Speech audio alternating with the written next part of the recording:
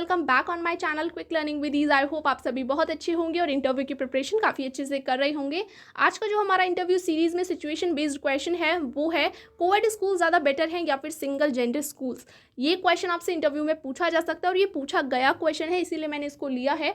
और इसमें आपको अपना एक फेयर आंसर किस तरीके से करना है, क्योंकि ये एक डिबेट रिलेटेड टॉपिक है, तो आपको यहाँ पे क्रॉस क्वेश्चनिंग से बचना है। पैनल में आपको अपने आप को प्रूव नहीं करना है कि मैं ही सही हूँ या उनसे लड़ना नहीं है या फिर किसी एक पॉइंट को पकड़ के नहीं बैठना है। आपको ऐसा आंसर देना है जो बीच का हो, जो आप भी सही हो वो भी सही हो और उनको आप कन्विंस कर पाएँ कि हाँ ठीक है ये आंसर, और वो आपसे इस टॉपिक से रिलेटेड ज़्यादा ही क्रॉस क्वेश्चनिंग ना करें।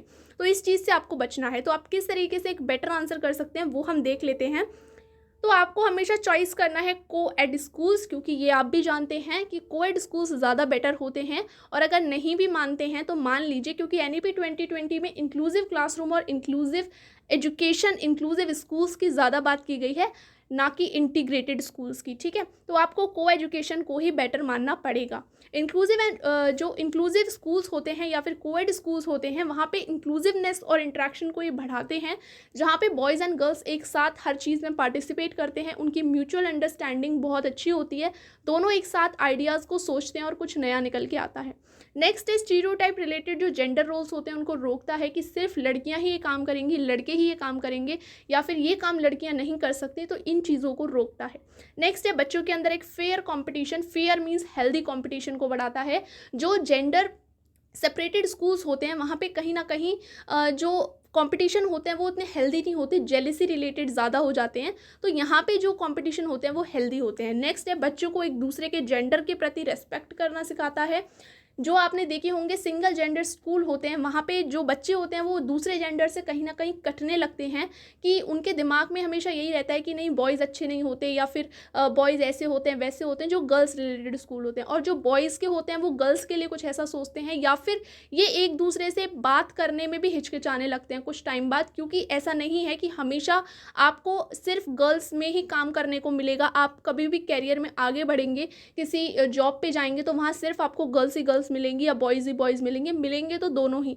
तो वहाँ पे क्या होता है, ऐसे बच्चे कटने लग जाते हैं, एक दूसरे से बात करने से बचते हैं, बात कर ही नहीं पाते हैं। तो क्या है, यहाँ पे एक दूसरे के जेंडर के प्रति आपको किस तरह से रिस्पेक्ट करनी है, दूसरे जेंडर की किस तरह से उससे बात करनी है, किस तरह से पेश आना है, तो ये भी यहाँ पे सिखाया जाता है। नेक्स्ट है जेंडर इक्वालिटी को प्रमोट करता है। तो दोनों जब साथ पढ़ेंगे, कंधे से कंधा मिला के कोई काम करेंगे, तो ऑब्वियस सी बात है कि जेंडर इक्वालिटी को ही प्रमोट करेंगे।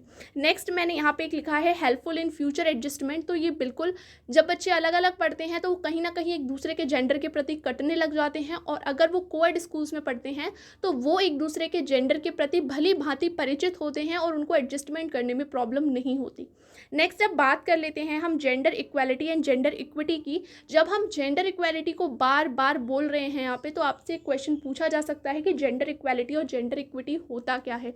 आपको डिफरेंस पता होना चाहिए। मैं आपको सिर्फ एक लाइन में बता रही हूँ।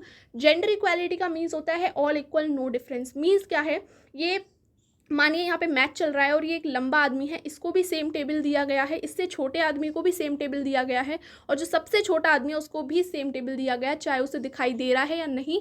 मीन्स इक्वल, सबको इक्वल टेबल दिया गया, किसी को अलग नहीं दिया गया। लेकिन जेंडर इक्विटी में ऐसा नहीं होता। इसमें giving support they need to be equal as all. Means क्या है, आपको जितनी ज़रूरत है सिचुएशन के हिसाब से आपको उतनी चीज़ दी जाएगी जिससे आप भी और लोगों के साथ इक्वल हो पाओ। मीन्स क्या है, ये आदमी लंबा था, इसको दिख रहा था ऑलरेडी मैच, तो इसको कोई टेबल नहीं दिया गया, लेकिन इसको दिया गया क्योंकि इसको नहीं दिख रहा था तो इसको एक टेबल दिया गया। लेकिन ये सबसे छोटा है, इसको अगर एक टेबल दिया जाए तो भी ये नहीं देख पाएगा, तो इसलिए इसको दो टेबल दिया गया जिससे ये भी मैच देख पाए। तो जेंडर इक्विटी में क्या है, आपको आपकी नीड के अकॉर्डिंग, सिचुएशन के अकॉर्डिंग चीज़ों को प्रोवाइड कराया जाता है। होप आपको ये चीज़ क्लियर हो गई होगी। नेक्स्ट अब हम बात कर लेते हैं कि आप अपनी क्लास में जेंडर इक्वालिटी और इक्विटी को किस तरह प्रमोट करेंगे। ये जो मैंने पॉइंट्स लिखे हैं ये जेंडर इक्वालिटी को प्रमोट करेंगे, इनके अपोजिट जो भी पॉइंट्स होंगे वो आपकी इनइक्वालिटी को प्रमोट करेंगे। तो सबसे पहला, जेंडर न्यूट्रल लैंग्वेज आपको यूज़ करनी है। कभी भी आपको इस तरह के वर्ड्स यूज़ नहीं करने हैं, हेलो बॉयज़, हेलो गर्ल्स या फिर हेलो गाइज़, ये नहीं करने। गाइज़ जो वर्ड होता है कहीं ना कहीं बॉयज़ को ज़्यादा टैग करता है, क्योंकि वर्डिंग ही थोड़ी ऐसी है गाइज़। तो यहाँ पे फीमेल थोड़ा अपने आप को एक्सक्लूडेड समझती हैं, तो इसलिए आप यहाँ पे एवरीवन या फिर स्टूडेंट्स का यूज़ करिए, जिसमें स्टूडेंट्स में सारे बच्चे आते हैं, चिल्ड्रंस में सारे बच्चे आते हैं, ठीक है, या फिर एवरीवन में सब लोग आते हैं। तो आप ये guys word, girls word, tag वाले वर्ड ना यूज़ करें क्लास में। नेक्स्ट है project based and collaborative learning करवाएं। कोऑपरेटिव लर्निंग, कोलैबोरेटिव लर्निंग या फिर project based learning, peer learning, ये लर्निंग्स आपको करानी है जिसमें दोनों के दोनों जेंडर एक दूसरे की हेल्प करें, पार्टिसिपेट करें। नेक्स्ट है किसी काम को किसी जेंडर से रिलेट ना करें। ये आप क्लास में ना सिखाएं कि सिर्फ किचन का काम मम्मी ही करती हैं, जॉब का काम पापा ही करते हैं, या फिर इस तरह की कोई स्टोरीज ना सुनाएं कि उसमें जेंडर बाइसनेस दिखाई देती हो, ठीक है। नेक्स्ट है डायनेमिक सिटिंग चार्ट बनाएं। आपने देखा होगा ये क्रॉस क्वेश्चन भी है कि कोएड स्कूल होने के बावजूद भी क्लासेस में क्या होता है, सेपरेट सिटिंग अरेंजमेंट होता है कि बॉयज़ अलग बैठेंगे, गर्ल्स अलग बैठेंगी। प्रेयर की जो लाइन लगती है उसमें बॉयज़ अलग होते हैं, गर्ल्स अलग होती हैं।